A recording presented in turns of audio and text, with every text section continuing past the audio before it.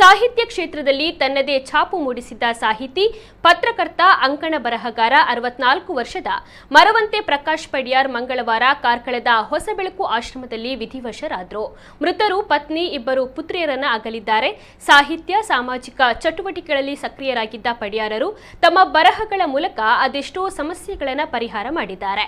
ಅವರ ಸಾಧನೆಗೆ ಹಲವಾರು ಸಂಘ ಸಂಸ್ಥೆಗಳು ಸನ್ಮಾನಿಸಿದ್ದವು. ಕೆಲವು ವರ್ಷ ಜೀವ ವಿಮೆ ಏಜೆಂಟ್ ಕೂಡ ಆಗಿದ್ರು. ಮಾಧ್ಯಮಗಳಿಗೆ ಜಾಹೀರಾತು ಸಂಗ್ರಾಹಕರಾಗಿ ಕೆಲಸವನ್ನ ಕೂಡ ನಿರ್ವಹಿಸ್ತಾ ಇದ್ರು. ಅನಾರೋಗ್ಯ ಸಮಸ್ಯೆಯಿಂದ ಮಾನಸಿಕವಾಗಿ ನೊಂದಿದ್ದ ಪಡಿಯಾರರು ಜೀವನ ನಿರ್ವಹಿಸಲು ಅಶಕ್ತರಾಗಿ ಉಡುಪಿಯಲ್ಲಿ ದಿನಗಳನ್ನು ಕಳೀತಾ ಇದ್ರು. ಕಳೆದ ವರ್ಷದ ಮೇ 18ರಂದು ಸಾಮಾಜಿಕ ಕಾರ್ಯಕರ್ತರಾದ ನಿತ್ಯಾನಂದ ಒಳಕಾಡು, ತಾರನಾಥ್ ಮೇಸ್ತಾ ಶಿರೂರು ಅವರನ್ನ ರಕ್ಷಿಸಿ ಕಾರ್ಕಳದ ಹೊಸಬೆಳಕು ಆಶ್ರಮದಲ್ಲಿ ಪುನರ್ವಸತಿ ಕಲ್ಪಿಸಿದ್ದರು. ಆಶ್ರಮದ ಸಂಚಾಲಕಿ ತನುಲಾ ತರುಣ್ ಅವರು ಆಹಾರ ಮತ್ತು ಅವರಿಗೆ ಔಷಧ ಉಪಚಾರವನ್ನ ಒದಗಿಸ್ತಾ ಇದ್ರು.